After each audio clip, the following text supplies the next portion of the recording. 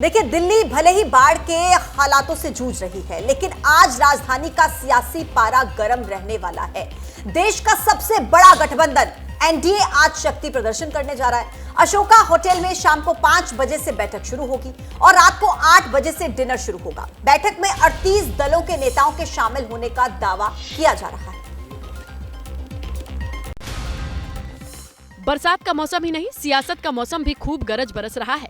बेंगलुरु में 26 दलों वाला विपक्ष नया सियासी गुट तैयार करने में जुटा है, तो पिछले 2 आम चुनावों में जीत हासिल करने वाली एनडीए भला पीछे कैसे रह सकती। और इसी के बहाने बीजेपी अपने गठबंधन का शक्ति प्रदर्शन करने की भी तैयारी कर चुकी है। इस जश्न में बीजेपी समेत 38 दल शिरकत करने जा रहे हैं। पिछले 9 सालों में एनडीए का जो एक व्याप है वो बढ़ा है, स्कोप भी बढ़ा है। एक एनडीए के प्रति एक उत्साह के वातावरण के साथ कार्य को आगे बढ़ाने में सब लोगों ने अपनी रुचि दिखाई है। बैठक में बीजेपी के मौजूदा सहयोगी तो रहेंगे ही, साथ ही नए सहयोगी शिवसेना शिंदे गुट, एनसीपी अजित गुट, पवन कल्याण की जनसेना पार्टी, ओपी राजभर की सुभसपा, जीतन राम मांझी की हम, चिराग पासवान की एलजेपी, उपेंद्र कुशवाहा की आरएलजेडी भी शामिल रहेंगे। अगले साल अप्रैल मई में संभावित लोकसभा चुनाव से पहले बीजेपी की कोशिश एनडीए को नई मजबूत गठबंधन के रूप में पेश करना है। तो देखिए, बेंगलुरु में अपनी रणनीति बनाने जुटे 26 दलों की नजर दिल्ली में होने वाले एनडीए की बैठक पर होगी। विपक्षी दलों की क्या दिशा होगी, रणनीति क्या होगी, यह अभी तक तय होना बाकी है। लेकिन एनडीए पर पलटवार करने में वो पीछे नहीं है। इस रिपोर्ट में आपको दिखाते हैं। दिल्ली से लेकर बेंगलुरु तक सियासी गहमागहमी जारी है। दिल्ली में एनडीए की बैठक अभी शुरू नहीं हुई है। बेंगलुरु में अपनी साझा रणनीति बनाने में जुटे 26 विपक्षी दल के नेताओं ने एनडीए पर जोरदार हमला बोला। UPA is there, NDA is also there. Narendra Modi who spoiled the economy of the country. कभी एनडीए का हिस्सा रह चुके नेशनल कॉन्फ्रेंस के नेता उमर अब्दुल्ला भी बीजेपी पर तंज कसने में पीछे नहीं रहे। That suddenly the BJP has found the need to start talking to NDA allies again. Obviously, they realize that the ground is not in their favor.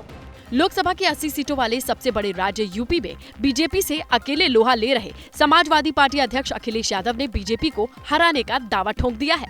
मुझे उम्मीद है कि देश की जनता इस बार भारतीय जनता पार्टी को बुरी तरह हरा करके भेजेगी। इससे साफ है कि अब सियासी सरगर्मी बढ़ने वाली है, जिसकी शुरुआत संसद के मॉनसून सत्र से होने जा रही है। एनडीए में सब कुछ ठीक ठाक चल रहा है, ऐसा भी नहीं है। कई पार्टियों में आपसी खींचतान जारी है। एक और चाचा भतीजे की जंग बीजेपी के सियासी समीकरण को बिगाड़ सकती है। भतीजे चिराग पासवान के एनडीए में आने के ऐलान से चाचा पशुपति पारस की नाराजगी साफ तौर से दिखाई दे रही है और अब वो बीजेपी को गठबंधन धर्म की याद दिलाने लगे।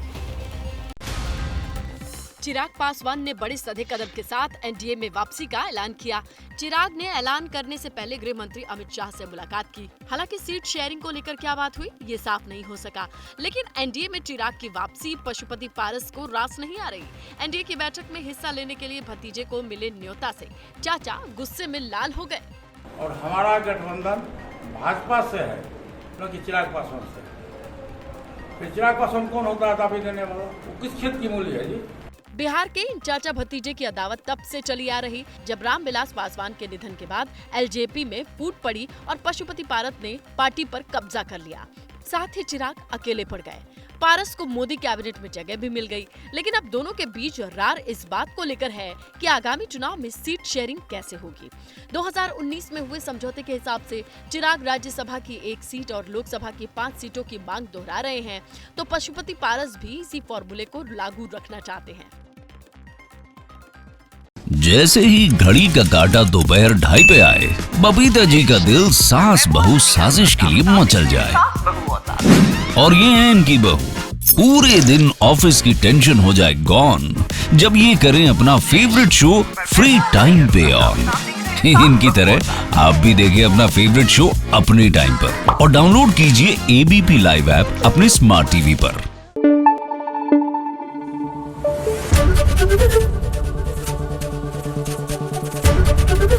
एबीपी न्यूज आपको रखे आगे।